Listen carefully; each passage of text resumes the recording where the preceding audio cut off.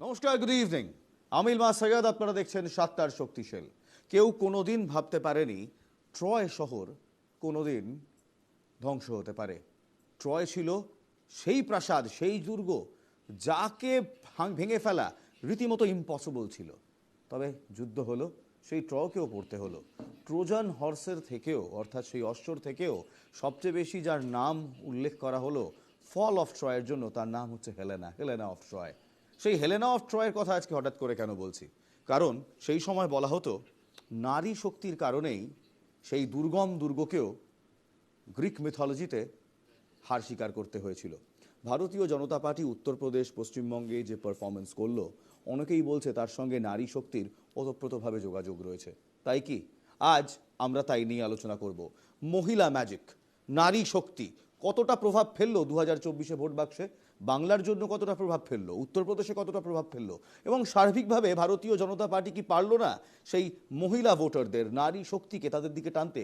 নাকি লক্ষ্মীর ভাণ্ডার এবং কন্যাশ্রী প্রকল্পের মতো একাধিক প্রকল্প তৃণমূল কংগ্রেসের জন্য ট্রাম্প কার্ড হয়ে উঠল? আমরা সেই আলোচনায় যাব, কিন্তু তার আগে কিছু পরিসংখ্যান দেখে নিই। 2024 এবং 2019-এর যদি ভোটার পরিসংখ্যান দেখি, ভোট বাক্সে নারী শক্তি ঠিক কতটা।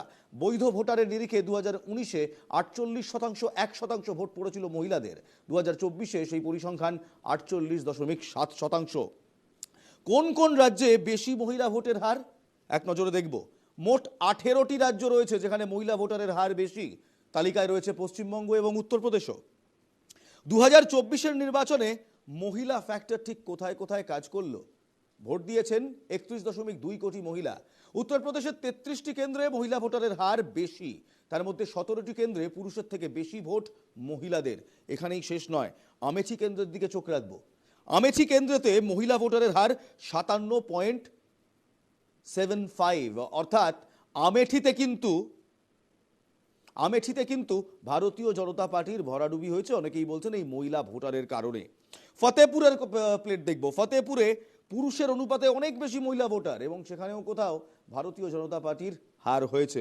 রায়বেরেলিতে মহিলা ভোটারের হার 61.42%, সেখানেও কিন্তু কংগ্রেস তুরুপের তাস করে নিয়ে গেছে। অনেকেই বলছেন পুরোটাই মহিলা ভোটারদের জন্য। তাই কি লোকসভায় নারী শক্তি ঠিক কতটা? এই মুহূর্তে যে লোকসভা রয়েছে আমাদের 18তম লোকসভায় নারী শক্তি কতটা?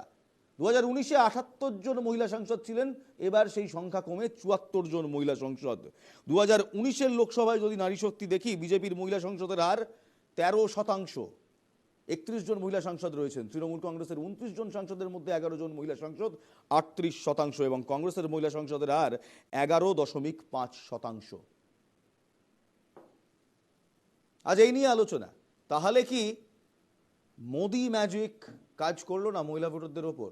মহিলা ভোটাররা কোথাও ভারতীয় জনতা পার্টির একাধিক যে স্কিম ছিল, তা Ujjwala Yojana, maternity leave, women safety, women reservation bill থেকে শুরু করে ট্রিপল তালাক, কোনোটাই কি কাজ করলো না? যারা স্টুডিওতে আছেন আসুন তাদের সঙ্গে আলোচনা করে নিই, তাদের সঙ্গে আলাপ করে নিই। প্রথমে শতরূপাদি রয়েছেন, ডক্টর শতরূপা ভারতীয় জনতা পার্টির পক্ষ থেকে, চন্দন ঘোষ চৌধুরী রয়েছেন কংগ্রেসের পক্ষ থেকে, প্রদীপ্ত মুখোপাধ্যায় রয়েছেন তৃণমূল কংগ্রেসের পক্ষ থেকে, এবং মহানন্দা কাঞ্জিলাল রাজনৈতিক বিশ্লেষক রয়েছেন আমাদের সঙ্গে। আমি প্রথমেই শতরূপাদিকে দিয়ে শুরু করব। শতরূপাদি, Ujjwala Yojana, maternity leave, informal sector, women safety, women reservation bill, triple talaq, কোনোটাই কাজ করলো না। দেখো, পুরোটা কাজ করলো না এরকম একটা সুইপিং স্টেটমেন্ট করাটা ভুল হবে, কিন্তু ডেফিনেটলি লক্ষ্মীর ভাণ্ডার স্পেসিফিক্যালি এবং কন্যাশ্রী ধরনের যে অনুদানগুলো মহিলাদের দেওয়া হচ্ছে, সেটা একটা খুব বড় ফ্যাক্টর হয়ে দাঁড়িয়েছে। আমি একটুখানি আমার সময় দাও। এক হচ্ছে এম্পাওয়ার্ড উইমেন এর সংখ্যা খুব কম। এম্পাওয়ার্ড মানে ইকোনমিক্যালি এম্পাওয়ার্ড, মেন্টালি এম্পাওয়ার্ড, সব রকমভাবে এটা মানে ওভারঅল এম্পাওয়ার্ড উইমেন ভারতবর্ষের সংখ্যা এখনও কম। তো সেখানে লক্ষ্মীর ভাণ্ডারের মতন 500 টাকা বলো কি 1500 টাকা, এখন ভোটের আগে মুখ্যমন্ত্রী যেটা অ্যানাউন্স করলো যে 2000 টাকা বোধহয় ওবিসি লোকজন পাবে এবং সারা জীবন পাবে আফটার আ পার্টিকুলার এজ। তো এই ধরনের যে মহিলারা প্র্যাকটিক্যালি তাদের আর কোনো আশ্রয় নেই, স্টেটে কোনো ইন্ডাস্ট্রি নেই, তার বাড়ির পুরুষ মানুষের কোনো ইনকাম নেই, মোস্ট অফ দ্য টাইম বাড়ির পুরুষ মানুষ রাজ্যের বাইরে অ্যাজ মাইগ্রেন্ট লেবারার বলো কি বিভিন্ন কাজ করছে তারা অন্য রাজ্যে গিয়ে। সেই জন্য তাদের জন্য, গরিব মানুষের জন্য, গরিব মহিলাদের জন্য 500 টাকা, 1500 টাকা, 2000 টাকার আশাটা, মানে ওই আশায় আঁকড়ে ধরেছিল। তাদের একটা কোথাও ভয় হয়েছিল, মুখ্যমন্ত্রী বারবার চিৎকার করছে স্টেজ থেকে যে যদি ওরা ভোটে হেরে যায়, মানে যদি তৃণমূল সেই সেই কনস্টিটিউয়েন্সিতে না জিততে পারে, তাহলে ওখানকার লক্ষ্মীর ভাণ্ডার বন্ধ করে দেবে। এবং শুধু তাই নয়, এইটাতে ফলো আপ করা হয়েছে। প্রায় 5 বার তৃণমূলের কার্যকর্তারা বাড়ি বাড়ি গিয়ে ব্রেন ওয়াশ করে বলে এসছে যদি এখানে তৃণমূল ক্যান্ডিডেট না জেতে লক্ষ্মীর ভাণ্ডার বন্ধ হয়ে যাবে। অসহায় মহিলারা কি করবে? সংগঠন মজবুত ছিল, সংগঠন মজবুত ইজ ওয়ান অফ দ্য, তুমি পুরো জিনিসটা দেখো না, কিন্তু ভারতীয় জনতা পার্টির পক্ষ থেকেও তো লক্ষ্মীর ভাণ্ডার দেওয়ার কথা বলা হয়েছিল। আমরা বলেছিলাম 3000 টাকা করে দেওয়ার সেটাই কথা বলা বলছি, হয়েছিল। সেটাই আমি বলছি ইলমাস, যে আমরা হয়তো যে আমরা অল্টারনেটিভটা দিচ্ছিলাম, আমরা কিন্তু কোথাও কখনো বলিনি একজন কার্যকর্তা কোথায় কি বলেছে না বলেছে সেইটা ভিডিও তুলে অভিষেক ব্যানার্জি সব জায়গায় দেখালো। সে কিন্তু ডিসাইসিভ ফ্যাক্টর নয়, যে ভদ্রমহিলা বলেছিল সে is not even a decisive factor. অথচ মাননীয় লিডার অফ অপোজিশন, মাননীয় রাজ্য সভাপতি, স্বয়ং মাননীয় স্বরাষ্ট্রমন্ত্রী এসে বলে গেছিল যে আমরা অন্নপূর্ণার ভাণ্ডার দেবো, হয়তো নামটা পাল্টানো হবে। তুমি যদি আমি আজকে যে ওই ক্লাসটার কথা ফর ওয়ান মোমেন্ট যদি আমি ভুলে যাই, আমাদের একটা ফর দ্য ট্র্যাক রেকর্ড, আমরা যে কটা রাজ্যে আমরা রাজ্য চালাতে গেছি, আমরা কিন্তু প্রিভিয়াস রাজ্য সরকারের ঘোষিত কোনো স্কিম আমরা বন্ধ করিনি। সেই জন্য দেয়ার ওয়াজ নো কোয়েশ্চেন যে আমরা লক্ষ্মীর ভাণ্ডার বন্ধ করে দেবো। কোথাও একটা এই পারসেপশন মানুষকে বোঝানো হয়েছিল তৃণমূলের তরফ থেকে যে লক্ষ্মীর ভাণ্ডার বন্ধ হয়ে যাবে। তো নো ম্যাটার হাউ মাচ আমরা টিভিতে বলেছি, লিডার অফ অপোজিশন, রাজ্য সভাপতি, মাননীয় স্বরাষ্ট্রমন্ত্রী স্টেজ থেকে বলেছে, সেই ফলো আপটা হয়নি বাড়ি গিয়ে গিয়ে যে ভাই লক্ষ্মীর ভাণ্ডার তো বন্ধ হবেই না, বরঞ্চ আমরা অন্নপূর্ণা ভাণ্ডার আনবো এবং আরও বেশি টাকা দেবো। এইটা সামহাও আমরা সত্যি সত্যি, এটা হয়তো আমাদের ব্যর্থতা, আমরা সেইভাবে মহিলাদের কাছে পৌঁছতে পারিনি এইটা কনভে করার জন্য। কিন্তু তুমি কনসেপ্টটা দেখো, আমি জাস্ট একটা লাইন আমায় দাও, আমি what I am trying to say বোঝার চেষ্টা করো যে আজকে একটা অনুদানের ওপর রাজ্য সরকার চলছে ফর দ্য লাস্ট 13 ইয়ার্স, 12 বছর চলছে, তাদের কিন্তু কোনো মহিলাদের জন্য কোনো সদর্থক কোনো কাজ করেনি, কোনো মানে অ্যাজ সাচ যে বাড়ির যে পুরুষ মানুষদের জন্য একটা সাস্টেন্ড সোর্স অফ ইনকাম সেটা নেই, ইন্ডাস্ট্রি নেই। কিন্তু এই মানুষগুলো, আমি তো তাদের আন্ডার এস্টিমেট করতে পারি না, জনতার রায় শিরোধার্য, কিন্তু কোথাও তাদের বাধ্য করা হলো যে এইটা আঁকড়ে ধরে তারা বেঁচে আছে। 500 টাকা, 1500 টাকা, এটা তোমার আমার জন্য হয়তো সেরকম বড় ফ্যাক্টর নয়, তোমার আমার প্রদীপ্ত চন্দনদা আমাদের জন্য হয়তো সেরকম বড় ফ্যাক্টর নয়, কিন্তু যারা দিনের শেষে কিচ্ছু পায় না তাদের জন্য এটা বিশাল একটা ফ্যাক্টর দাঁড়িয়ে গেল। তারা ভয় সন্ত্রস্ত হয়, মমতাকেই ভোট দিল। বেশ, চন্দন ঘোষ চৌধুরী কংগ্রেসের পক্ষ থেকে কথা বলছেন এখানে। 2022-এর উত্তরপ্রদেশের ইলেকশন দেখেছিলাম, সেখানে লড়কি হুঁ লড় সকতি হুঁ প্রিয়াঙ্কা গান্ধীর ডাইরেক্ট কোট আনকোট ডাইরেক্ট চুনাও নারা ছিল সেই সময় আমরা দেখেছিলাম কংগ্রেস খুব একটা ভালো ফল করতে পারেনি। 2024-এ গিয়ে দেখলাম সমাজবাদী পার্টি এবং কংগ্রেসের যে অ্যালায়েন্স হলো, সেই অর্থাৎ ইন্ডিয়া অ্যালায়েন্সে গিয়ে আমরা দেখলাম উত্তরপ্রদেশে একদম উল্টে গেল ফলাফল। 2019-এর ফলাফল, 2024-এর ফলাফল পাশাপাশি রাখলে দেখবো একদম উল্টে গেল। এবং যে পয়েন্টগুলো বলছিলাম, আমেথি, ফতেহপুর, রায়বেরেলি, সেখানে যেখানে ভোটার টার্ন আউট বেশি, সেখানে কোথাও কংগ্রেস কিংবা কংগ্রেসের সহযোগী পার্টি তারা জয়ী হয়েছেন। শতরূপাদি বললেন পুরোটাই হচ্ছে বাংলায় আমরা বোঝাতে পারিনি তাই। ওভারঅল রিপ্রেজেন্টেশন অফ ওম্যান, তা এনডিএর 3.0-র মন্ত্রিসভায় হোক কিংবা টোটাল নাম্বার অফ ক্যান্ডিডেটস, আমি বলে দিতে পারি বিজেপি 69 জন উমেন ক্যান্ডিডেটস দিয়েছিলেন, 15% তার মোট 446 ক্যান্ডিডেটের মধ্যে। সেখানেই কি কোথাও লুকিয়ে রয়েছে এই সমীকরণটা যে কোথাও মহিলা রেপ্রেজেন্টেশন ভারতীয় জনতা পার্টির খুব একটা বেশি ছিল না? দেখো, তার একটু আগে তুমি যখন একেবারে শতরূপার মূল ফোকাল পয়েন্ট অফ স্পিচটা ছিল রাজ্যকে ঘিরে, আমাদের বাংলাকে ঘিরে, কারণ এখানে বাংলায় তাদের ফল ভালো হয়নি, সারা ভারতবর্ষের পরিপ্রেক্ষিতে ফল তো ভালো হয়নি। এখন ভারতবর্ষের তুমি যদি একটা স্পেসিফিক জেন্ডার রেশিও দেখো, তাহলে যে কারণটা তুমি আজকে বলছো, সারা পৃথিবী জুড়ে কিন্তু একটা ইম্পর্টেন্ট রিসার্চ চলছে, যে রিসার্চটার নাম হচ্ছে সফট জেন্ডার ভোটিং।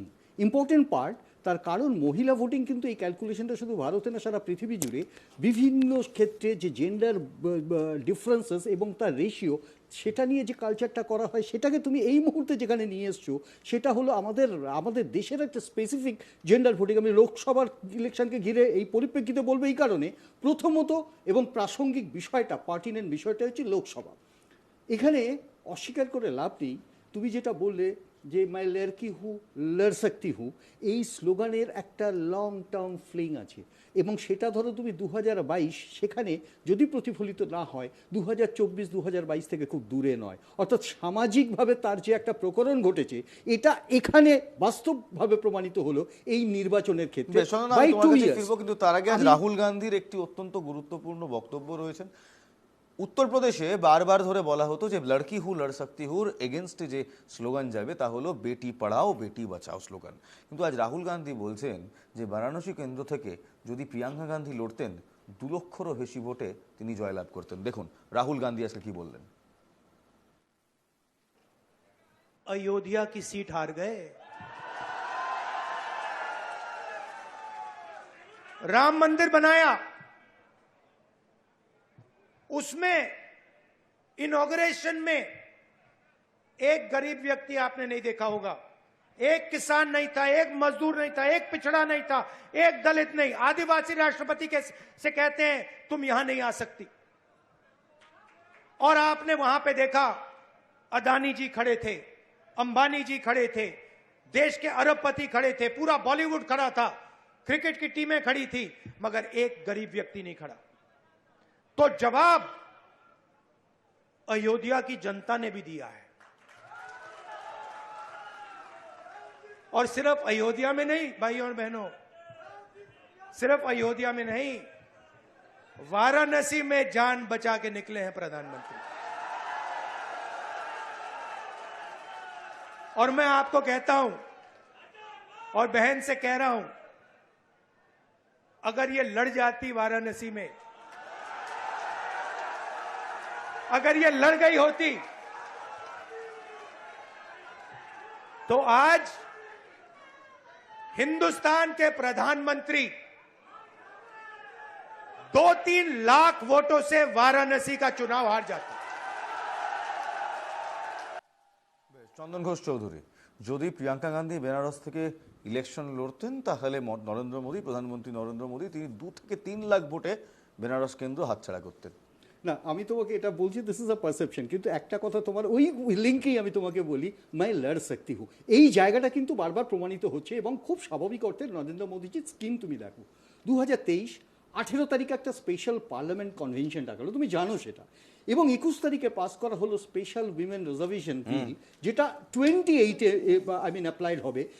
এইরকম একটি জায়গাতে 28-এ অ্যাপ্লাইড হবে, সো দ্যাট 29-এ এই ইলেকশনটা রিফ্লেক্টেড হবে। I mean to take the result. 1996 সাল থেকে 6 বার এই আমি তোমাকে এই পার্লামেন্টে রিজেক্ট হয়েছে, এই প্রসঙ্গেই বলছি, অথচ 2008-এ কিন্তু এটা পাস করা হয়েছিল ইউপিএ 1 এর সময় একদম শেষে, এবং তারপরে একটা সার্টেন প্রসেস চলেছে। কিন্তু আমি তোমাকে যেটা বারবার বলবো সেটা হচ্ছে উজালা গ্যাস। তুমি দেখো ভারতবর্ষ জুড়ে উজালা গ্যাসের বিরুদ্ধে কি প্রতিবাদ। আমি আসবো, আমরা সেই সব পয়েন্টে বিস্তারিত আসবো, আমরা উজালা গ্যাসে আসবো, আমরা উইমেন সেফটিতে আসবো, উইমেন রিজার্ভেশনে আসবো। কিন্তু এক মিনিট চন্দন দা, এক মিনিট। লড়কি হুঁ লড় সকতি হুঁ এই নারা নিয়ে আপনারা, এই স্লোগান নিয়ে আপনারা 2022-এও ছাপিয়েছিলেন উত্তরপ্রদেশে, ফল আমরা সবাই দেখেছি। তোমাকে আমি একটা কথা বলি তাহলে, বন্দে মাতরমের যে ধারণা সেটা 1885 সালের কংগ্রেসের, সেই বন্দে মাতরম প্রতিভাত হয়েছে 1947 সালে। কত বছর বুঝতে হবে, একটা সার্টেন অ্যাপ্লিকেশন, একটা স্লোগান বলো বা একটা ধারণা বলো, সেটা সামাজিক জেনারেশনের একটা সময় দিতে হবে, এটাই বাস্তব। কিন্তু এই বাস্তবটা প্রমাণিত হয়েছে মাত্র 2 বছরে। তুমি 2022 বললে I take up this point, 2024-এর মধ্যে একটা ব্যাপক বদল এসে গেল এবং সেই বদলে ব্যাপক প্রত্যাঘাত এলো বিজেপির। এবং বুঝতে হবে শুধু রাম নামে, আমার প্রশ্নটা হচ্ছে এখানে ইভেন মহিলারাও আকৃষ্ট হননি, সেদিনকে মনে হয়েছিল তাই।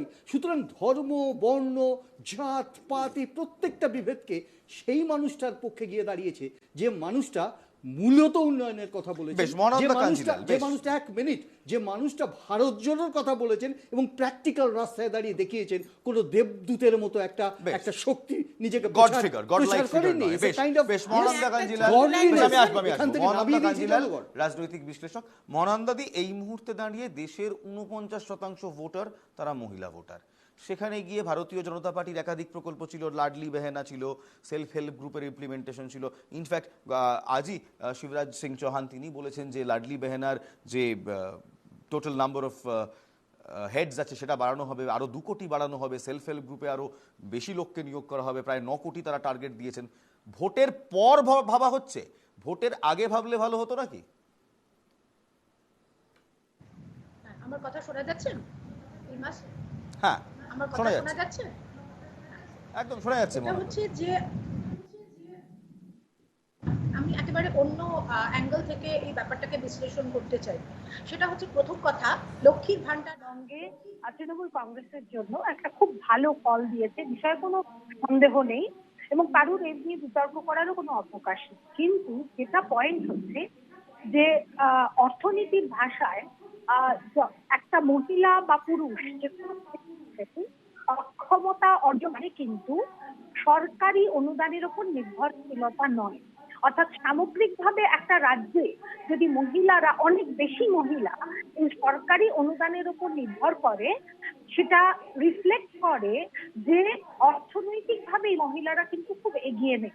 কারণ লক্ষ্মীর ভান্ডারের কথাই যদি ধরি, লক্ষ্মীর ভান্ডার পেতে গেলে প্রথম কন্ডিশন হচ্ছে সে কোনো সরকারি এবং বেসরকারি চাকরি করে না এবং তার কোনো পেনশনের সুবিধে নেই। তার মানে যদি বেশিরভাগ মেয়েরা লক্ষ্মীর ভান্ডার, ভোটটা পরের কথা, আমি একেবারে অর্থনৈতিক ভাবে ব্যাপারটা বলছি, সেটা প্রমাণ করে যে এত সংখ্যক মহিলার কিন্তু চাকরি নেই, সে স্বনির্ভর নয়, সেই জন্যই কিন্তু সরকারি অনুদানটা তার প্রয়োজন। সেকেন্ড পয়েন্ট হচ্ছে যে পশ্চিমবঙ্গে শিল্পায়ন বহুদিন ধরে নেই। সেটা শুধু তৃণমূল কংগ্রেসকে দোষ দিলে চলবে না, তার আগে থেকেই নেই, সিপিএম এর সময় থেকেই নেই। আনফর্চুনেটলি তৃণমূল কংগ্রেস সেটাকে রিভাইভ করতে পারে। তার ফলে যেহেতু শিল্প নেই, একটা বিশাল সংখ্যক শ্রমিক অন্যান্য রাজ্যে কাজে চলে যায়, মহিলাদের উপর সংসারের অনেকটা দায়িত্ব নিতে হয়, তাই তার কাছে ওই 1200-1000 টাকা একটা প্রত্যেক মাস পূর্ণ ভূমিকা। থার্ড পয়েন্ট যেটা বলবো, যে আমাদের দেশ কিন্তু সামগ্রিকভাবে ইন্টারন্যাশনাল প্যারামিটারে মহিলা জেন্ডার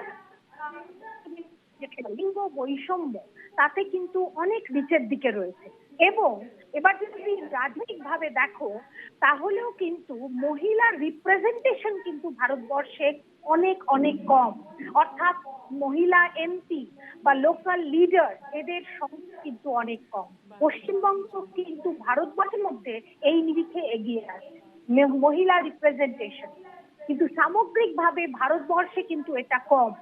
কাজেই লক্ষ্মীর ভান্ডার, লাডলি বেহেনা যাই বলো না কেন, বেটি বাঁচাও বেটি পড়াওটা অন্য জিনিস, কন্যাশ্রী অন্য জিনিস, সেটা মহিলা শিক্ষার প্রসার, ওটা আলাদা। কিন্তু লক্ষ্মীর ভান্ডার হচ্ছে কিন্তু অনুদান। যত বেশি মহিলা এটার উপর ডিপেন্ডেন্ট হবে, সেটা প্রমাণ করে যে মহিলারা কিন্তু সক্ষম হতে পারেনি, তারা অর্থনৈতিকভাবে সক্ষম হতে পারেনি। এবং আমাদের রাজ্যে এখনো পর্যন্ত, আমাদের রাজ্যে শুধু না, দেশেও মহিলা পুরুষের মজুরির পার্থক্য অনেক, এবং বেতনহীন গৃহশ্রম তো আছেই। এছাড়া আশা, অঙ্গনওয়াড়ি, মিড ডে মিল কর্মীরা অত্যন্ত কম টাকাতে এই কাজগুলো করেন, কারণ তাদের এছাড়া উপায় নেই। কাজে তাদের কাছে বেশ, মহানন্দা কাঞ্জিলাল যা বলতে চাইলেন তা হলো, অনুদানের রাজনীতিতে আর্থিকভাবে কোনো পরিবারের কিংবা সমষ্টিগতভাবে সেই জনজাতির, সেই রাজ্যবাসীর কোনো উন্নয়ন হয় না। তৃণমূল কংগ্রেসের মুখপাত্র প্রদীপ্ত মুখোপাধ্যায়, প্রদীপ্ত সবার বক্তব্য শুনলে শুধুই কি লক্ষ্মীর ভান্ডার কিংবা কন্যাশ্রী প্রকল্পের কি বলবো অ্যাডভান্টেজের জন্যই মহিলারা ভোট দিল? যদি আমি একটা সার্বিক চিত্র দেখি, ভারতবর্ষের সার্বিক চিত্র দেখি, উত্তরপ্রদেশে লক্ষ্মীর ভান্ডার নেই। উত্তরপ্রদেশে কিন্তু ল অ্যান্ড অর্ডার নিয়ে কিংবা উইমেন সিকিউরিটি নিয়ে এখন যদি আমরা দেখতে চাই, এখন যদি দেখি এই মুহূর্তে দাঁড়িয়ে উত্তরপ্রদেশে দেখা যাচ্ছে যে প্রতিটি 90 rapes are reported everyday and action is being taken. অর্থাৎ ওখানে কোনো রকম ক্রাইম এগেনস্ট উমেন হলে সেখানে কিন্তু তৎক্ষণাৎ যোগী আদিত্যনাথের সরকার অ্যাকশন নিচ্ছে, তবুও সেখানে কিন্তু মহিলারা ভরসা রাখতে পারলেন না। নাকি ব্যাপারটা একটু সমস্যার, তা হলো মহিলা ভোটার চায় হাউসহোল্ড প্রবলেম, তাদের নিত্যদিনের যে সমস্যা, সাংসারিক যে সমস্যা, সংসার চালাতে গিয়ে যে সমস্যা হয় সেগুলো থেকে নিস্তার। যেমন উজালা গ্যাস যোজনা, যেটার প্রতিশ্রুতি দিয়েছিল, পূর্ণ হয়নি। কোনটা? বলার নানান দিক আছে, সমাজতাত্ত্বিক থেকে শুরু করে অর্থনৈতিক, রাজনৈতিক, মনস্তাত্ত্বিক নানান দিক রয়েছে, কিন্তু কোনো দিক না ধরে আমি যদি একটা ওভারঅল ভিউ দেখি তাহলে দেখো মানুষের মানসিকতা, যেটা পুরুষদের মানসিকতা, পুরুষতান্ত্রিকতা, সেটা ভারতীয় সমাজের সব থেকে বড় খারাপ জায়গা। রাজস্থানের একজন বিধায়ক বলে দিলেন পুরুষদের রাজ্য, ধর্ষণ হতেই পারে। একজন কর্ণাটকে চড় মেরে দিলেন ওপেন এক মহিলাকে শুধু প্রতিবাদ করেছিল বলে। তারপর বলল হিজাব পরা বিতর্ক, তারপর বলল মহিলারা পোশাক ওরকম পরে বলে এই ধরনের সমস্যা হয় বা ধর্ষণ হয়। এই ধরনের নানান কথা আমরা শুনেছি। শুধু তাই নয়, যে ওমেন রিজার্ভেশন বিল নিয়ে কথা হচ্ছিল, যে ওমেন রিজার্ভেশন বিল বারবার কংগ্রেস এনেছে কিন্তু ব্যর্থ হয়েছে, তার মেজরিটি থাকা সত্ত্বেও ব্যর্থ হয়েছে। তার কারণই ওই পুরুষতান্ত্রিক মানসিকতা। সমাজবাদী পার্টি, যাকে নিয়ে আমরা আজকে রাজনীতির কথা বলি বা যাকে নিয়ে একসময় 2008 সালে কংগ্রেস বেঁচে গিয়েছিল, তারা যখন ওমেন রিজার্ভেশন বিল নিয়ে কথা হচ্ছে, বা লালু প্রসাদের আরজেডি, তারা বলেছিল না না, ওটা ওদেরকে যদি রিজার্ভেশন দেওয়া হয় তাহলে ওদের মানসিকতাকে ছোট করা হবে, ওরা তো সমান। ব্যঙ্গাত্মকভাবে বলেছিল ওরা তো সমান, সমানদের কেন আলাদা করে সংরক্ষণ দিতে হবে? সমানদের তো সংরক্ষণ দিতে নেই। একটা মহিলা যখন বাড়িতে কাজ করেন না, তার বাড়িতে কাজ করার জন্য যে ব্যয়টা যদি সে মানে অন্য কারুর দ্বারা করাতে হতো, সেটা 30-40 হাজার টাকা হতো। ধরুন যার বাড়িতে একজন মহিলা কাজে যাচ্ছেন, তার বাচ্চাটাকে ক্রেজে দিয়ে যাচ্ছেন, ক্রেজের ভাড়া 10,000 টাকা। বাড়িতে রান্নার বউ আসছে, তার ভাড়া 5,000 টাকা। কাজের বউ আসছে, তার ভাড়া 5,000 টাকা। সব থেকে বড় কথা, যে পুত্র সন্তান বা মানে মহিলা সন্তানকে দেখছে, তার যে মানসিক প্রশস্তি হচ্ছে, সেটার মূল্য কোনোভাবে করা যায় না। ফলে এটা এসেনশিয়ালি মহিলারা আমাদের থেকে অনেক এগিয়ে। এসেনশিয়ালি মহিলাকে আটা দাও, সে রুটি তৈরি করে দেবে। মহিলাকে সবজি দাও, সে কাঁচা সবজি দাও, সে তরকারি বানিয়ে দেবে। ফলে মহিলারা গর্ভ ধারণ করতে পারে, আমরা পারি না। মহিলারা 10 মাস পেটে ধারণ করতে পারে, আমরা পারি না। এই মনস্তাত্ত্বিকতার জায়গা থেকে মমতা ব্যানার্জি যে চেঞ্জটা করলেন, মহানন্দা দি একজন মহিলা কলেজে পড়ান, আমি মহিলা কলেজের অধ্যক্ষা, আমি একজন মহিলা কলেজে পড়াই। দেখো 74 বছর 77 বছর হতে চললো স্বাধীনতার, আমরা মহিলাদের ক্ষমতায়ন করতে পারিনি, আমি মেনে নিলাম। কিন্তু দুটো দিক প্যারালাল চলছে। দেখো, একদিকে পরিকাঠামো তৈরি হচ্ছে, 25,000 টাকা দিয়ে ক্ষমতায়নের জায়গাটা, তোমার বিয়ে তাড়াতাড়ি যাতে তুমি না করো, তোমাকে আমি শিক্ষার মানটাকে বাড়াবো, তাতে যদি 100% টার্গেট করে 10% ছুতে পারি, সেটা অনেক। এবং তার সঙ্গে সঙ্গে তোমাকে আমি প্যারালাল, তোমার মা বাবা, তোমার মা যে এখনো বাড়ির মধ্যে আটকে রয়েছে, তাকে যদি আমি ভালো করে পরিষেবা দিতে পারি এবং তার যদি একটা অর্থনৈতিক স্বাধীনতার জায়গা তৈরি করতে পারি, তাহলে তোমার মা মানসিকভাবে শক্তি পাবে, তোমাকে বিয়ে করতে দেবে না, না দিয়ে বলবে তুমি কন্যাশ্রী নাও, নিয়ে তুমি কন্যাশ্রী 4টে ধাপে পাবে। আমি বুঝলাম তো, তুমি তৃণমূল কংগ্রেসের যতগুলো মহিলা কেন্দ্রিক প্রকল্প আছে সবকটারই তুমি একেবারে একদম এ লিস্টার ক্লিন চিট দিলে। আমার সেখানে প্রশ্ন নয়, আমার প্রশ্ন হচ্ছে এই মুহূর্তে দাঁড়িয়ে মোদি 3.0 যদি আমরা দেখি, কিংবা এনডিএ 3.0, মন্ত্রিসভায় উমেন রিপ্রেজেন্টেশন কতটা? 78 ছিল 17তে, সেটা আমি মন্ত্রিসভায় বলছি, ক্যাবিনেটে কজন মহিলা আছে? 7 জন। ওভারঅল কজন আছে? 7 জন, তাও একজন গুরুত্বপূর্ণ মন্ত্রী নির্মলাজি, কিন্তু তার স্বামী আবার অন্য কথা বলেন। মোদির অন্যতম মন্ত্রী হচ্ছেন নির্মলাজি, যার কাছে পয়সা নেই, ভোটে লড়তে পারেন না, তিনিও এত বছরে অর্থনৈতিক স্বাধীনতা পাননি, এবং সেই কারণে তিনি মন্ত্রী, অর্থমন্ত্রী হয়েছেন। সেই কারণে তিনি তার বলছেন আমার অর্থনৈতিক ক্ষমতা নেই বলে আমি ভোটে দাঁড়াবো না। তার স্বামী বলছেন যে ভারতের অর্থনৈতিক অবস্থা খারাপ, এটা একটা দিক। কিন্তু আজকে সেটা নামিয়েছে কত, টোটাল 73 নেমে গেল। কিন্তু দেখো 29-এ আমাদের 11 আমরা 29 জন এমপি জিতেছি, 11 জন আমাদের এমপি মহিলা। 240 জিতেছে বিজেপি, তার মধ্যে 30 জন, তার মধ্যে 30 জন, 240 জনে মাত্র 30 জন জিতেছে। উইনাবিলিটি দেখো। আবার কংগ্রেসে 41 জন দাঁড়িয়েছিল, মাত্র 41 জন দাঁড়িয়েছিল, সেখানে 14 জন। আচ্ছা, মহিলা রাষ্ট্রপতি, তাকে যেমন রাম মন্দিরে যেতে দেওয়া হয় না, আমি একটা খুব পার্টিনেন্ট প্রশ্ন করব। রাহুল গান্ধীর কথায় আমার একটা কথা মনে হলো, কেন লড়লেন না? তাহলে কি সুবিধা পাইয়ে দিলেন? যদি এটাই কনফার্ম হতো যে ওখান থেকে প্রিয়াঙ্কা গান্ধী কেন লড়লেন না? যদি এটা নিশ্চিত হতো যে নরেন্দ্র মোদী ওখান থেকে 2.5 লাখ ভোটে হারবে এবং মহিলা শক্তি এমনই শক্তি, তাহলে ওখান থেকে না লড়ে কি কোথাও সুবিধা করে দিলেন মোদীকে জেতার জন্য? এমনিতে মোদী 4 লাখ ভোট কমেছে, এর থেকে বড় লজ্জার কিছু হয় না। বেশ, আমরা এই প্রসঙ্গে আসবো, কিন্তু তার আগে শতরূপাদি কোথায়, আমি আজ this question as a woman, মানে since you are a woman, as a women first, please answer. কোথাও 1951 সালে 22 জন সাংসদ নিয়ে আমাদের গণতন্ত্র পথ চলা শুরু করেছিল সেই সময় উমেন এমপি রিপ্রেজেন্টেশন ছিল 5%। 2019-এ এসে সেই পরিসংখ্যানটা 14.3%। উমেন্স রিজার্ভেশন বিলে যে 33%-র কথা বলা রয়েছে তা তো 2030-এর আগে কিংবা 29-এর আগে সম্ভব নয়। একজন মহিলা হিসেবে আপনি কি মনে করেন 2024-এ দাঁড়িয়ে এই 5%, এই 14%টা অনেক বেশি হওয়ার কি কোনো জায়গা নেই? আজকে যে মন্ত্রিসভা আমরা দেখলাম সেখানে মোট 7 জন মহিলা মন্ত্রী পেলেন। এনডিএ আমি যদি দেখি প্রায় 40 জন, বিজেপিরই প্রায় 40 জন মহিলা সাংসদ তারা জয়লাভ করে লোকসভায় এসেছেন। প্রায় 30 জন, মাফ করবেন, প্রায় 30 জন সংসদ তারা জয়লাভ করে এসেছেন। মন্ত্রিত্ব আরো বাড়ানো যেত না? কিংবা উইমেন রিপ্রেজেন্টেশন ইন ক্যাবিনেট আরো বেশি হলে হতো না? আমি এক এক করে আসছি ইলমাস। প্রথমত তুমি বললে about the women reservation bill in politics. চন্দনদা খুব কারেক্টলি বলেছে 2028-এ ওটা মানে ঠিক হবে, 2029 থেকে উই উইল হ্যাভ মোর, মানে ওটা ফাইনালাইজ হয়ে যাবে। This is a big step. সে তুমি 4 বছর হোক কি 5 বছর হোক, কবে শুরু হয়েছিল, ফাইনালি তো একটা ডিসকাশন করে একটা বিল লয়ে হয়েছে, সেটা এবার এনঅ্যাক্টেড হবে। তো আমার এখানে কিছু বলবার নেই। It is a big step. এখানে আমরা যারা অ্যাসপায়ারেন্ট পার্লামেন্টেরিয়ানস আছি মহিলা হিসেবে, অফকোর্স আমাদের একটা we have something to look forward to. As far as আমাদের ক্যাবিনেট ইজ কনসার্ন, আমাদের একটা জিনিস এবার তুমি হয়তো বলবে যে দিস ইজ বিং ভেরি ক্লিশেড।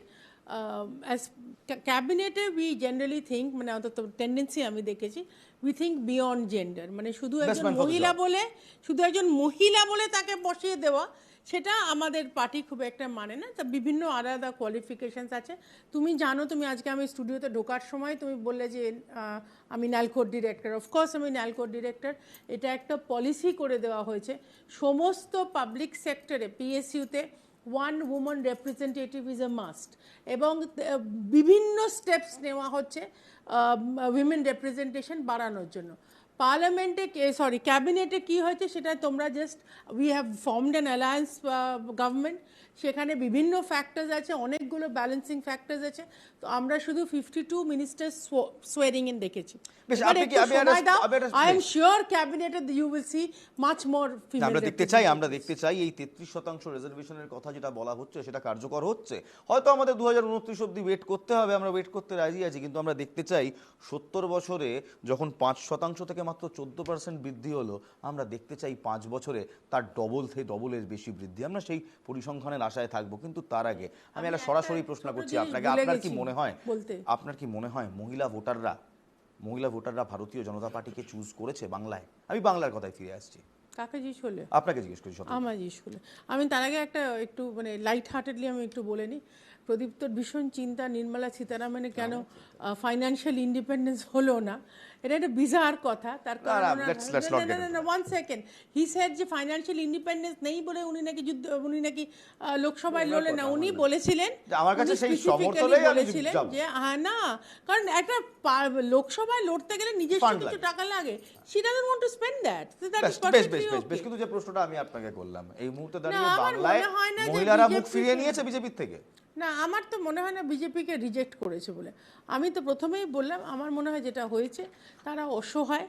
তাদের ইনফ্যাক্ট মহানন্দাদিও এক কথা বললেন, এই যে অনুদানের মধ্যে থাকতে গিয়ে তাদের আর কোনো উপায় নেই, they have no other income. প্রদীপ্তও ইনফ্যাক্ট ঘুরিয়ে সেটাই বললো যে মহিলাদের যা সিচুয়েশন হয়ে আছে সেখানে তাদের জন্য 500 টাকা, 1500 টাকা, 2000 টাকা, কন্যাশ্রী, এইগুলো আঁকড়ে বেঁচে আছে। They can't look beyond this. আজকে তারা ভারতবর্ষের উন্নত যে সমাজের দিকে আমরা এগিয়ে যাচ্ছি সেটার দিকে তারা দেখার সময় নেই। তাদের দৈনন্দিন জীবনে অসহায়, দৈনন্দিন জীবনে তারা লড়ছে। আমার সময় হচ্ছে একটা ছোট্ট বিজ্ঞাপন বিরতি নেওয়ার। অসহায় কি সত্যি কি বাংলার মহিলারা অসহায় বলেই তৃণমূল কংগ্রেসকে ভোট দিলেন অনুদানের লোভে? তাই কি? পরিসংখ্যান কি বলছে? 5টা সিটের পরিসংখ্যান দেখাবো। সেই 5টা সিটের পরিসংখ্যান দেখানোর পর সতেরোপাদি আবার আপনার কাছে ফিরবো, জানতে চাইবো হোয়াট ওয়েন্ট রং। 5টা সিট, যে 5টা সিটে এবার ফলাফল রীতিমতো চমকে দিয়েছে এই বাংলায়। অসহায় বলেই তারা ভাতার রাজনীতি, অনুদানের রাজনীতিতে বিশ্বাস করেন। তাই তৃণমূল কংগ্রেসের পুরো মহিলা ভোট ব্যাংকে কোনো রকম ভাটা পড়েনি। তাই তৃণমূল কংগ্রেস 29টি আসন পেলেন। সত্যি কি চাই? জোয়ার এসেছে সদর উপাধির কথায়। একটা পরিসংখ্যান দেখি না, আসুন। বাংলায় মহিলা ম্যাজিক 5টি আসনের কথা বলছি। এই 5টি আসনে 2019 সালে বিরোধীদের জেতাই 5 আসনে তৃণমূলের মহিলা ম্যাজিক। 5 আসনেই মহিলা ভোটারের হার বেশি। 2024-এর নির্বাচনে এই 5 আসনেই জয় পেয়েছে তৃণমূল কংগ্রেস। কোন 5টি আসন দেখুন। যে 5টি আসনের কথা বলছি, যেখানে বাংলায় মহিলা ম্যাজিকের কথা বলা হচ্ছে, কোচবিহার 83.45% ভোট পেয়েছে। বহরমপুর 81.62% মহিলা ভোটার। হুগলি 81.47% মহিলা ভোটার। মেদিনীপুর 82.26% মহিলা ভোটার এবং বর্ধমান পূর্ব 84.51% মহিলা ভোটার। বহরমপুর বাদে এই 4টি কেন্দ্রই অর্থাৎ কোচবিহার, হুগলি, মেদিনীপুর এবং বর্ধমান পূর্ব ছিল ভারতীয় জনতা পার্টির কাছে। 2024-এ সব খেলা যেন উল্টে পাল্টে গেল। শতরূপাদি, কি জানতে মহিলা চাও? ভোটাররা কি তাহলে তোমাদের জেতা আসন কোচবিহার, জেতা আসন হুগলি, জেতা আসন ফিমেল ক্যান্ডিডেট মহিলা এমপি, মেদিনীপুর জেতা আসন, বর্ধমান পূর্ব জেতা আসন, সেখানে এমন কি হলো যে মহিলা ভোটাররা তোমাদের ভোট দিলেন না?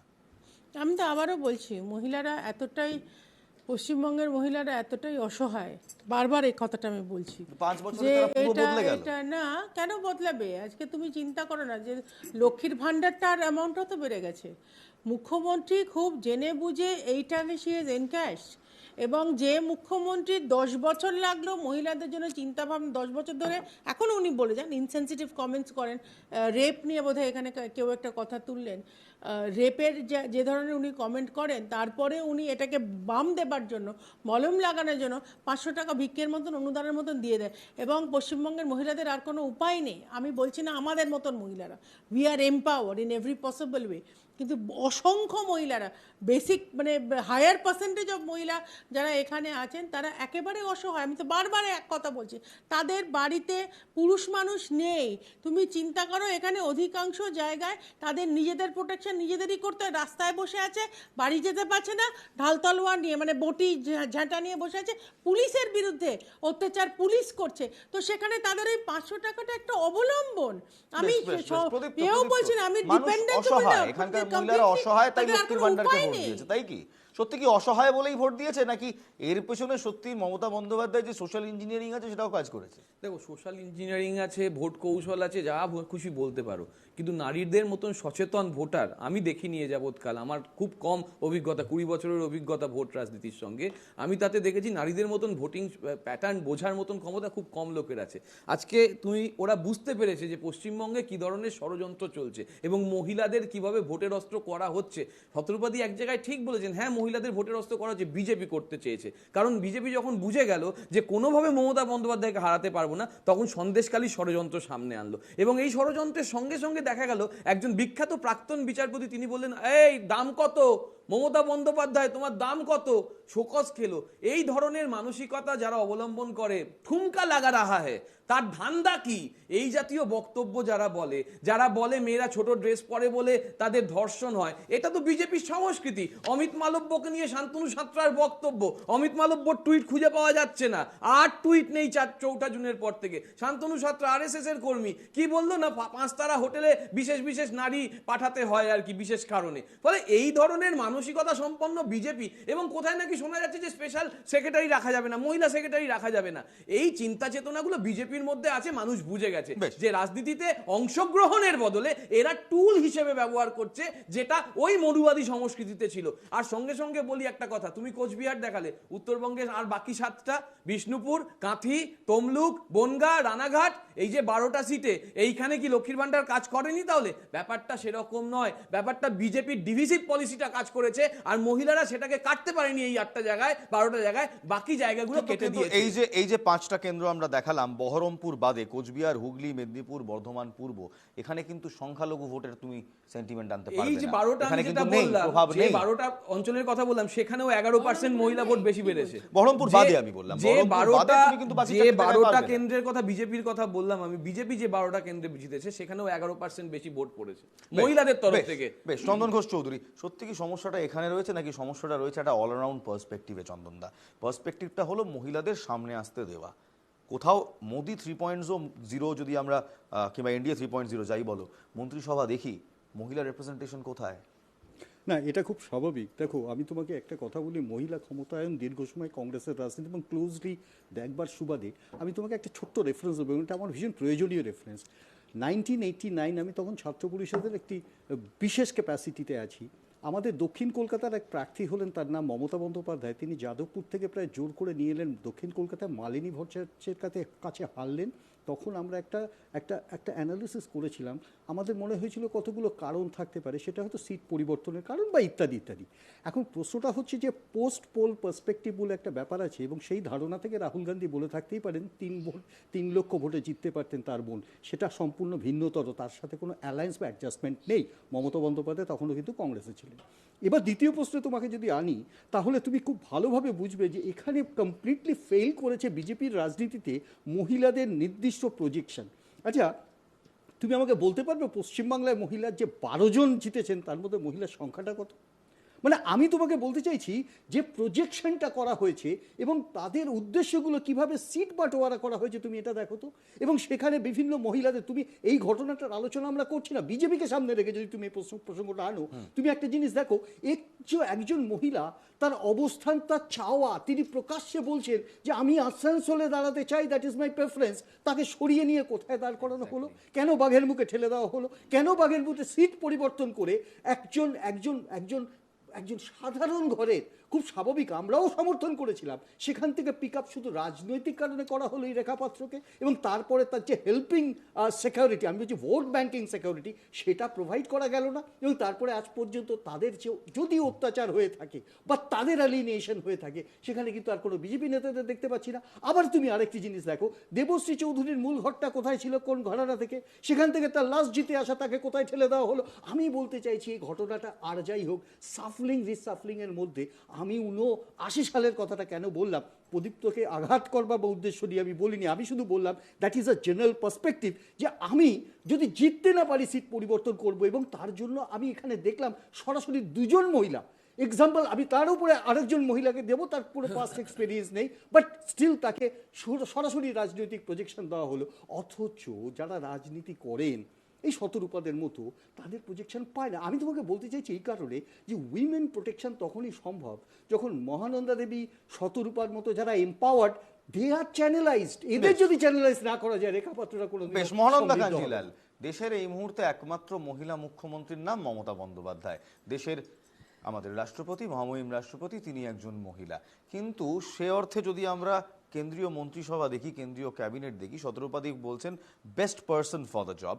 আপনি কি মনে করেন মহানন্দাদি যে এই মুহূর্তে ক্যাবিনেটে 2 জন এবং অল ওভার 7 জন মন্ত্রী থাকা, এটা কি খুব একটা ভালো ইঙ্গিত দিল মহিলাদের জন্য?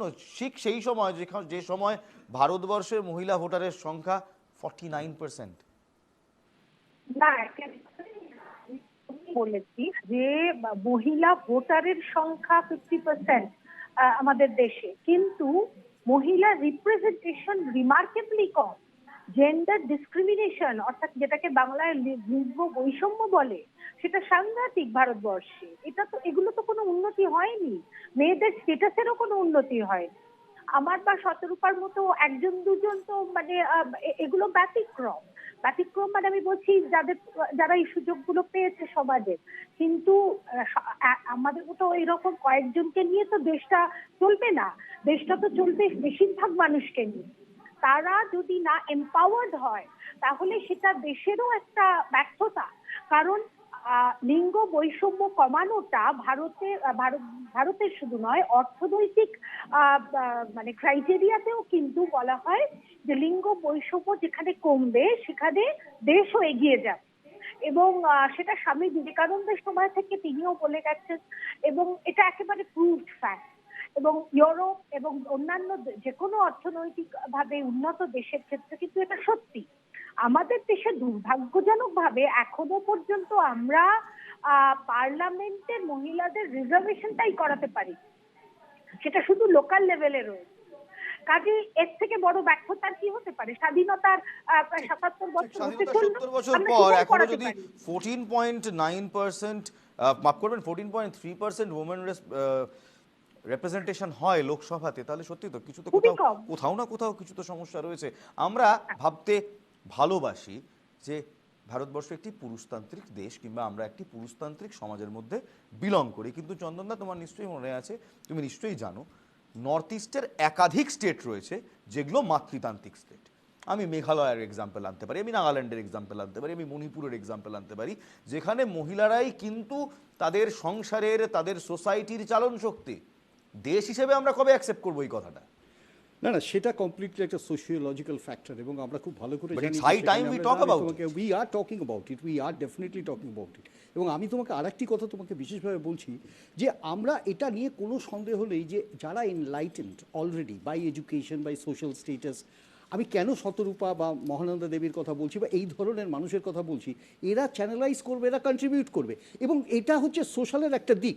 কিন্তু আমি যদি শুধু বিজেপিকে সামনে আনি, তাহলে তুমি দেখবে যে স্ট্রাকচার অফ পলিটিক্স, তুমি যেটা বলছো তাকে তো আনতে হবে, তাকে সেন্ট্রালাইজ করতে হবে, একটা ফোকাল পয়েন্টে আনতে হবে। যেটা প্রদীপ্ত একটু আগে বলছিল, আমি এটা বাস্তব ক্ষেত্রে তোমাকে বলি, যেমন আমি তোমাকে বললাম বিজেপি সংসদ সদস্য কত, ঠিক তেমনভাবে আমি বলছি বিজেপি স্ট্রাকচারে এদের ভূমিকাটা কোথায় এবং কবে। একজন মহিলা প্রেসিডেন্ট কেন বিজেপি দিতে পারে না? আমার প্রশ্নটা হচ্ছে যে এগুলো তো পারসেপশন।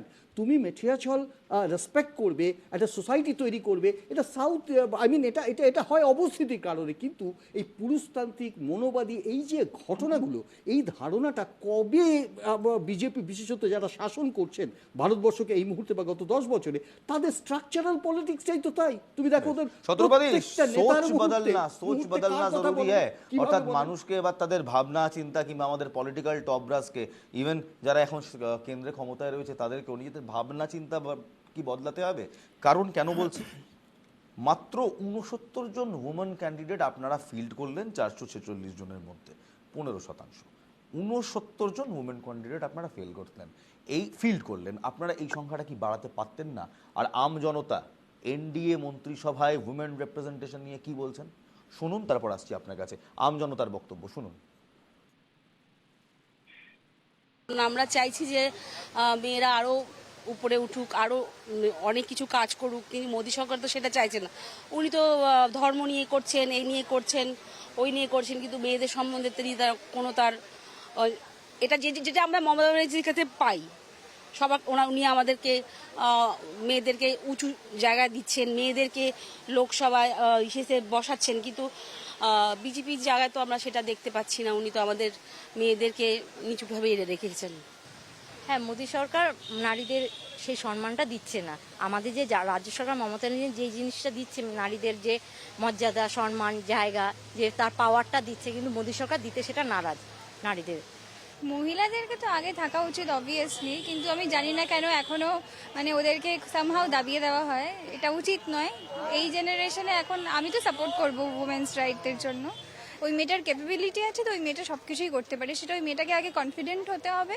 তো আই থিঙ্ক ইন ফিউচার এটাকে নিয়ে আরও কিছু হবে। ডিজার্ভিংরা পাচ্ছে না, then that is something we have to discuss. Male female দুজন ইকুয়ালিটির বিষয়ে ডিসকাস করছি, তো বেসিক্যালি সেইটাই দেখা উচিত কি যারা পেয়েছে ওরা ডিজার্ভিং, আর যদি কেউ পায়নি ওরা ডিজার্ভিং কিনা, তো সেইটা সামথিং। মোদী সরকার কিংবা বিজেপি মহিলাদের জন্য খুব একটা ভাবছে না, নিচু চোখে দেখে দুজন বললেন, এবং দুজন এই সময়কার এই প্রজন্মের মানুষ বললেন যে দেখতে হবে আগে স্টেটাস কোটা কীরকম। কেউ তো পেয়ে গেল না যিনি ডিজার্ভিং নন, এবং কোনো ডিজার্ভিং মহিলা ক্যান্ডিডেট তিনি ব্রাত্য রয়ে গেলেন। কি বলবেন শত্রুপাতি? ইলমাস, যে তিনজন আম জনতাকে তোমরা দেখালে, আমি তাদের প্রতি একেবারে মানে নম্র শিরে তাদের রায় মেনে নিয়েই আমি জাস্ট বিজেপির কথা কয়েকটা বলতে পারি। আমি অন্তত আমার জীবৎকালে, and that's not very little, আমার 53 বছর বয়সে মোদিজির মতন সেন্সিটিভ টুয়ার্ডস উইমেন পুরুষ মানুষ আমি খুব কম দেখেছি। এবং আমি এটা বলছি না যে উনি আমার শীর্ষ নেতা বলে, এটা আমি এও বলছি না যে উনি দেশের প্রধানমন্ত্রী বলে। বেশ, আমি না হয় মানুষ নরেন্দ্র মোদীকে সেই তকমাটা দিলাম, প্রশাসক নরেন্দ্র মোদী। আমাকে একটু শেষ করতে দাও। এবং প্রশাসক হিসেবেই যদি তুমি বলো, আজকে উনার মাথা থেকে কিন্তু উজ্জ্বলা যোজনা বেড়েছে, উনার মাথা থেকে, ইয়েস সেই সময় সুষমাজিও ছিলেন, 15 মান্থসের যে ম্যাটারনিটি লিভ, শুধু 15 মান্থসের আছে, I'll explain that too, that is a different concept. 15 মান্থসের ম্যাটারনিটি লিভ, এবং ওয়েজের কথা মহানন্দী থেকে বলে আমরা শুরু করেছি, ইকুয়াল ওয়েজ, এরকম অসংখ্য আছে। মেয়েদের যে সময় তুমি বলছিলে যে শুধু নর্থ ইস্ট নয়, একটা সময় ছিল সারা ভারতবর্ষে সন্তানের পরিচয় ছিল অমুক পুত্র, মানে পৃথা, মানে পার্থ মানে হচ্ছে পৃথার ছেলে, কর্ণ মানে কুন্তির ছেলে, এগুলো ছিল, এগুলো মানে হনুমানকেই আমরা বলি অঞ্জনী পুত্র হনুমান, যে এগুলো মায়ের পরিচয়, এগুলো ছিল এবং এগুলোই থাকবে। এটা আবারও নতুন করে হচ্ছে। অ্যাজ ফার এজ যেটা চন্দনদা বারবার তুলছে, ছিল আমাদের পুরাণে ছিল, আমাদের মাইথোলজি ছিল, সেটাই আবার আমাদের নতুন আত্মায় করে ছিল। তুলবে, নতুন নয়, কিন্তু এগুলো মানুষ ভুলে যাচ্ছিল। আমাদের পুরুষতান্ত্রিক সমাজে শুধু বাবার পরিচয়টাই যথেষ্ট ছিল। আমি যদিও সিঙ্গেল প্যারেন্ট, আমি বাবার পরিচয় একেবারেই অস্বীকার করছি না, কিন্তু মায়ের পরিচয়টাও কিছু কম নয়, সেটা এই কেন্দ্র সরকারই কিন্তু আবার তুলে ধরলো। আমি কোনো রকম কোনো বিতর্কের মধ্যে না গিয়ে আমি একটু চন্দনদার কথা, এটা আমার মানে এটা বাধ্যবাধকতা, আমায় উত্তর দিতেই হবে। চন্দনদা 3 জন মহিলার কথা বললেন, কেন কনস্টিটিউয়েন্সি পাল্টানো হয়েছে। ফিমেল ওরিয়েন্টেড ডিসিশন এটা ছিল না, এটা আমি ভাউচ করে বলতে পারি। এবং কেন মহানন্দা দিয়ে আর আমি চ্যানেলাইজড হচ্ছি না, এটা আমি মানে ঈশ্বরের কাছে, মা দুর্গার কাছে প্রার্থনা করব চন্দনদার কথা শুনে যদি উচ্চ নেতৃত্ব আমাদেরও চ্যানেলাইজ করে। কিন্তু coming back to bare facts, আজকে এই 3টে কনস্টিটিউয়েন্সি চেঞ্জ হওয়া নিয়ে আমার আলাদা কিছু বলার নেই। We always believe, all political parties believe in a winnability factor. সেখানে যার সঙ্গে যে লড়াই করে তাদের কেন্দ্রীয় নেতৃত্বের মনে হচ্ছে বেস্ট অন গ্রাউন্ড সার্ভিস সেটা দেওয়া হয়েছে। আমার মনে হয় না এখানে কোনো জেন্ডার বায়াস বা জেন্ডার ডিসক্রিমিনেশন। বেশ, আমি আপনার কথা মেনে নিলাম। আপনি বললেন যে প্রশাসক হিসেবে নরেন্দ্র মোদীর সরকার উইমেন কজের জন্য সিম্পাথেটিক। এখানেই আপনি যে কথাগুলো বললেন, এলপিজি সিলিন্ডার কিংবা উজ্জ্বলা যোজনায় দেখা যাচ্ছে 55% কাভারেজ 2016 থেকে 97% কাভারেজ 2020 মধ্যে এই প্রকল্প উঠলো, কিন্তু ম্যাক্সিমাম রিপোর্ট এলো, ডেটা, সরকারি ডেটা বলছে যারা রিসিপিয়েন্ট, যারা এই রিফিলগুলো পাচ্ছেন, তারা রিফিল অ্যাফোর্ড করতে পারেন, অর্থাৎ যাদের কাছে যাওয়ার আমি আসবো তারা পেলেন না। এক মিনিট আগে শেষ নয়। দ্বিতীয়, ম্যাটারনিটি লিভের ক্ষেত্রে আপনি বলেন আমার কাছে পরিসংখ্যান আছে 6 মাসের সেমি ফর্মাল, আমি 15 মান্থ এক্সপেন্ড করব, আপনি 15 মান্থ বেশ ধরলাম ফর্মাল সেক্টর, 6 মান্থস, কিন্তু 15 month I will explain that. Formal সেক্টরে, ইনফর্মাল সেক্টর, আনঅর্গানাইজ সেক্টর, যেখানে সবচেয়ে বেশি এমপ্লয়মেন্ট মহিলাদের, আমি বলছি দিনমজুরের জায়গায়, সেখানে সেফটি অফ ওয়েজ নেই, সেখানে সেফটি অফ ওয়ার্ক নেই, সেখানে কন্ডিশনস অফ ওয়ার্ক সেটা নেই, সেদিকে কিন্তু কোনো নজর দেননি আপনারা। একই সঙ্গে উমেন সেফটির কথা বলছেন আপনারা, যে উত্তরপ্রদেশকে নিয়ে উমেন সেফটির কথা বলছেন, যেখানে যোগী আদিত্যনাথ রীতিমতো বলে দিলেন উইমেন ক্রাইম এগেনস্ট উইমেনে পরপর অ্যাকশন নেওয়া হবে, সেখানেই কিন্তু দেখা যাচ্ছে অ্যাকশনের সঙ্গে সঙ্গে রেট অফ ক্রাইমও বাড়ছে। এবং সর্বশেষ ট্রিপল তালাক, সুপার মুভ আপনাদের টু লিবারেট মুসলিম উমেন। আপনারা বললেন যে আমরা মুসলমান কিংবা সংখ্যালঘু সম্প্রদায়ের যারা নারী আছে তাদেরকে লিবারেট করছি। একই সঙ্গে 2022 সালে আপনারা বিলকিস বানোর রেপিসদের অমৃত মহোৎসবের আশিলায় ছেড়েও দিলেন, যেটা সুপ্রিম কোর্ট 2024 আবার রিআইটারেট করলো। শত্রুবাদী কি বলবেন তারপর প্রদীপ্ত? আমি বলবো? আবার আমি বলবো, আচ্ছা ঠিক আছে। তো তুমি অনেকগুলো পরিসংখ্যান তুললে। As far age working conditions মানে উইমেনদের ওয়ার্কিং করে, we are working on that. সব কিছু ম্যাজিক ওয়ান্ড নিয়ে হয়ে যায় না, we are working on that. বাকি যেগুলো তুমি বললে যে ইউপির কথা ওই হ্যাকনিড হয়ে যাচ্ছে, এক কথা বলে যাচ্ছ, কিন্তু এটা ফ্যাক্ট যে আনলাইক পশ্চিমবঙ্গ ইমিডিয়েট অ্যাকশন নেওয়া হয়। এবার ক্রাইম রেট তো বাড়তেই পারে, it is a huge state. এবার যে স্টেটে ক্রাইম এগেইনস্ট উইমেন বাড়তে থাকে, তারা কিভাবে সিকিউর ফিল করবে? আমি বলছি, যে রাজ্যে ক্রাইম রিপোর্টই হয় না তার সঙ্গে রেট কম্পেয়ার করে তো লাভ নেই। পশ্চিমবঙ্গে ক্রাইম রিপোর্টই হয় না, তার আবার ক্রাইম রেট। ওই তো এনসিআরবি ডেটাটা করছে কি করে প্রদীপ্ত? এনসিআরবি ডেটাটা করছে কি করে? ডেটাই দেওয়া নেই। টাকার বেশি অ্যাডভার্টাইজমেন্টে এমন একটা প্রকল্প ছিল যেটা ইন্দিরা গান্ধী শুরু করেছিলেন, সিঙ্গেল গার্ল চাইল্ড পলিসি। সেখানে রিসার্চের জন্য একটা 32,000 টাকা পার মান্থ দেওয়া হতো, সেটা বন্ধ করে দিয়েছে। মহিলাদের গবেষণার টাকা বন্ধ করে দিয়েছে। যে গবেষণার জন্য টাকাগুলো দিচ্ছে তার বেশিরভাগ 70% বেশি খরচা করে দিচ্ছে অ্যাডভার্টাইজমেন্টে। আর এদিকে মহিলাদের জন্য, আমাদের সরকারি কর্মচারীদের জন্য যেটা মহানন্দা দিরাও পান, সেটা হচ্ছে 2 বছরের ওই সন্তান পালনের জন্য, 6 মাসের সন্তান প্রসবের ব্যাপারে আর 2 বছর সন্তান পালনের জন্য 2.5 বছরের ছুটি আমাদের সরকার এখানে করে রেখে দিয়েছে, এবং অনেক আগে থেকে করে রেখে দিয়েছে। বলে মহিলাদের ব্যবস্থাপনার ক্ষেত্রে সেলফ হেল্প গ্রুপ বলো বা এমএসএমই বলো, আমরা আজ 1 নম্বরে আছি, এবং মহিলাদের পলিটিক্যাল পার্টিসিপেশনেও আমরা 1 নম্বরে আছি। যদি স্ট্যাটিস্টিক্স দেখাও, ভারত সরকারের স্ট্যাটিস্টিক্যাল ইনস্টিটিউট আছে, ভারত সরকারের একটা স্ট্যাটিস্টিক্যাল মন্ত্রকও আছে, সেখানে women participation in job role দেখাও, সেখানেও পশ্চিমবঙ্গ প্রথম 3-এর মধ্যে আছে। এইগুলো আমার উত্তর। এর বাইরে যদি বলতে হয় অ্যাপ্রোচে আমরা দেখিয়ে দিয়েছি পলিসি ডিসিশনের ক্ষেত্রে। বেশ বেশ বেশ বেশ আমরা এই তরজায় আসবো, কিন্তু তার আগে একবার কুণাল ঘোষ এবং শ্রমিক ভট্টাচার্যের বক্তব্যটাও শুনবো। কুণাল ঘোষ এবং শ্রমিক ভট্টাচার্য তারা কি বললেন হঠাৎ এই মন্ত্রিসভা এনডিএ 3.0-তে এত কম সংখ্যক মহিলা মন্ত্রী কেন, প্রশ্ন রেখেছিলাম, উত্তর শুনুন। আমরা তো বারবার বলছি যে মহিলাদের আর্থিক ক্ষমতা, সামাজিক ক্ষমতা, অধিকার প্রতিষ্ঠা, এগুলো মমতা বন্দ্যোপাধ্যায়ের নেতৃত্বাধীন তৃণমূল কংগ্রেস যেভাবে করে ভারতবর্ষের অন্য কোনো দল সেটা করে না। 38% আমাদের মহিলা সাংসদ, 38। সেখানে নরেন্দ্র মোদীর সরকার 72 জনের মন্ত্রিসভা, মাত্র 7 জন মহিলা। অনেক বেশি সংখ্যক মহিলা হওয়া উচিত। এরা মহিলাদের সম্মান দেয় না, কাজের ক্ষেত্রে পরিসর দেয় না, অধিকার প্রতিষ্ঠার মানসিকতা এই ভারতীয় জনতা পার্টির নেতৃত্বে নেই। আমরা সেই কারণেই বারবার বলি যে মা বোনেদের অধিকার প্রতিষ্ঠার জন্য তৃণমূল কংগ্রেস মমতাদের নেতৃত্বে নজিরবিহীন পদক্ষেপ নিয়ে চলেছে। যেটা এই প্রশ্ন যারা করছে তারা অধিকাংশই কংগ্রেসের গর্ভ থেকে জন্ম নিয়েছে। কংগ্রেস ধারাবাহিকভাবে মহিলাদের জন্য আসন সংরক্ষণের কথা বলেছে, তৃণমূল কংগ্রেসও সে কথা বলেছে, তারাও পঞ্চায়েতে আসন সংরক্ষণ করেছে। কিন্তু বিষয়টা হলো যে সেই আইনটা তো নরেন্দ্র মোদী সরকারই পাশ করেছে। আমাদের বেশ কিছু গুরুত্বপূর্ণ মহিলা প্রতিনিধি তারা এই নির্বাচনে জিতে আসতে পারেননি, তাদের মধ্যে অনেকে মন্ত্রী ছিল। এটা দুর্ভাগ্যে তারা জেতেননি। আপনারা ঠিক সময় দেখতে পাবেন। আসলে কিছু মানুষ আছেন যারা নারী শক্তি নিয়ে কথা বলেন, কিন্তু আসলে তারা জেন্ডার বায়াস। আসলে তাদের মধ্যে একটা চরম মেল সভিনিজম কাজ। বেশ, সবটাই কোথাও একটা তথ্য পরিসংখ্যানে চলে গেলাম, কিন্তু আমরা কিন্তু কোথাও গিয়ে ক্রাক্স অফ দ্য ম্যাটারকে কখনো অ্যাড্রেস করলাম না। ক্রাক্স অফ দ্য ম্যাটার হচ্ছে কেন এই রিপ্রেজেন্টেশন নেই। এখানে শতরূপাদি একটা প্রশ্ন করেছিলাম, বিলকিস বানো, আপনারা ট্রিপল তালাক তো অ্যাবলিশ করলেন, কিন্তু বিলকিস বানো কি কোথাও সেটাকেই নেগেট করে চলে গেল?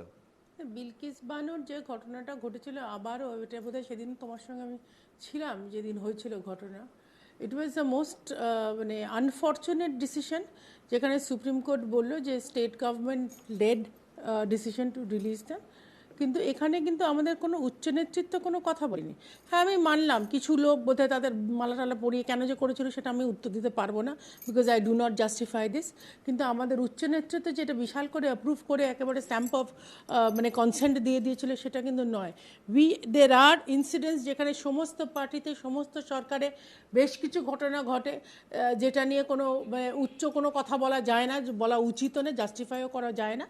কিন্তু এইগুলো যদি এগুলো ছাড়াও আমি যদি ধরি, তাহলেও আমি বলবো বিজেপি অ্যাজ এ পার্টি, মহিলাদের যেরকম মহিলা কার্যকর্তারা আমরা যেরকমভাবে রেগুলার বেসিসে সম্মান পেয়েছি, কোনো রকম কিছু জায়গায় আমি জানি না বিভিন্ন রকম কমপ্লেন্টস উঠছে, কিন্তু আমি individually I have never ever faced any kind of discrimination on the basis of gender. বেশ, মহানন্দ কাঞ্জিলাল, লাস্ট কোয়েশ্চেন। মহানন্দা দি, আপনি কি মনে করেন যে এখানে শতরূপাদি ঠিক যে যে কথাগুলো বললো, ভারতীয় জনতা পার্টির অ্যাপ্রোচে কিংবা তাদের মন্ত্রিসভা গঠনে, তাদের ক্যান্ডিডেট ফিল্ডিংয়ে, সেই অ্যাপ্রোচের কথা, সেই সহমর্মিতার কথা কিংবা সেই নারী শক্তিকে এগিয়ে রাখার কথার বিন্দুমাত্র প্রতিচ্ছবি আমরা পেয়েছি?